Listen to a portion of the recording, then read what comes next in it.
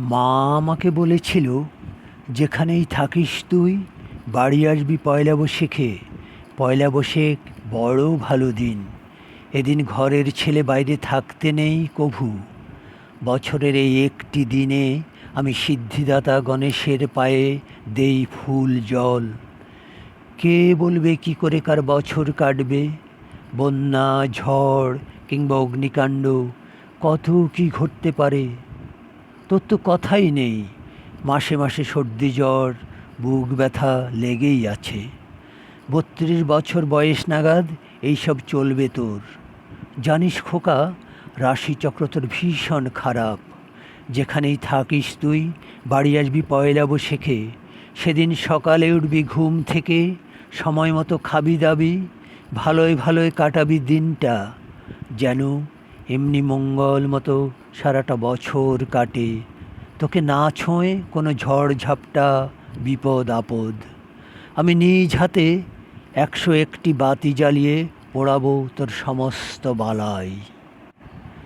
মা, তোমার এসব কথা মনে আছে?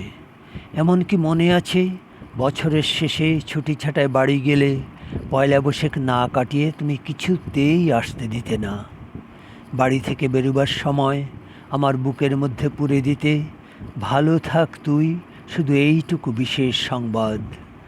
আমার গন্তব্যে তুমি ছড়িয়ে দিতে দুর্ঘটনা, রোগ, শত্রুর উৎপাত থেকে নিরাপত্তা। হায়, এই সংসারটা যদি মায়ের বুকের মতো স্বাস্থ্যবান হতো, তখন আমার বৈশাখগুলি প্রাকৃতিক দুর্যোগে কাটত না এমন বিষণ্ণ।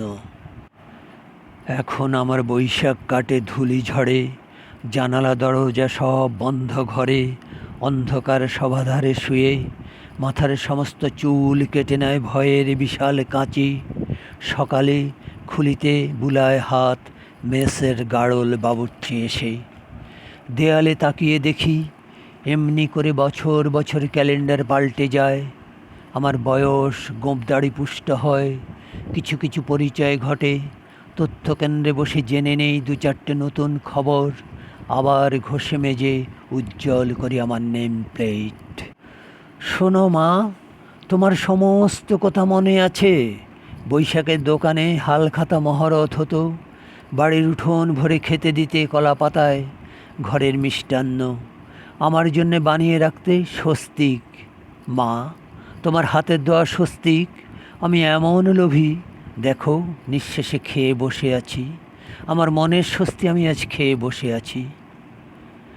এখন আমার বছর কাটে বিদেশ বিভুঁইয়ে নানা স্থানে, বেশিরভাগ হোটেলের ভাড়াটে কামরায়, স্টেশনের ওয়েটিং রুমে, বছরে 2-1বার হাসপাতালে, কখনো কখনো পুলিশ ফাঁড়িতেও যাই। ইতস্তত ভবঘুরের মতো ঘুরি। ইদানিং সংবাদ সংগ্রহে বড় বেশি ব্যস্ত থাকি। কেবল আমার সংবাদ আজ আমার কাছে নিতান্ত অজ্ঞাত। আমার বছর কাটে ধারে ঋণে, প্রত্যহ কিনি এক একটি দেশলাইয়ের বাক্স। আমি বুঝি না কেন আজকাল এত বেশি দেশলাই কিনি আমি। হামেশাই বৈদ্যুতিক গোলযোগে জ্বালাতে হয় নিজের বারুদ আমার। এখন বুঝি ভালো লাগে প্রতিদিন নিজের করতলে গাঢ় অন্ধকারে জ্বালাতে আগুন। কেননা এখন আমাকে বড় বেশি কষ্ট দেয় আমার নিজের আঙুলগুলি, আঙুলের ফাঁকে ফাঁকে ভীষণ আধার। এখন প্রায়শই মতবিরোধ ঝগড়াঝাঁটি করে কাটে আমার সময়। কোনো কিছুতেই দুঃখ পাইনি বড়। বুকের ব্যথাটাও বোধ হয় না আজকাল আর। আমার বুকের ওপর দিয়ে ক্রমাগত তুষার ঝড় বয়ে গেছে, বুঝি ভূমিকম্পে মরে গেছে বুকের সমস্ত শহরতলি।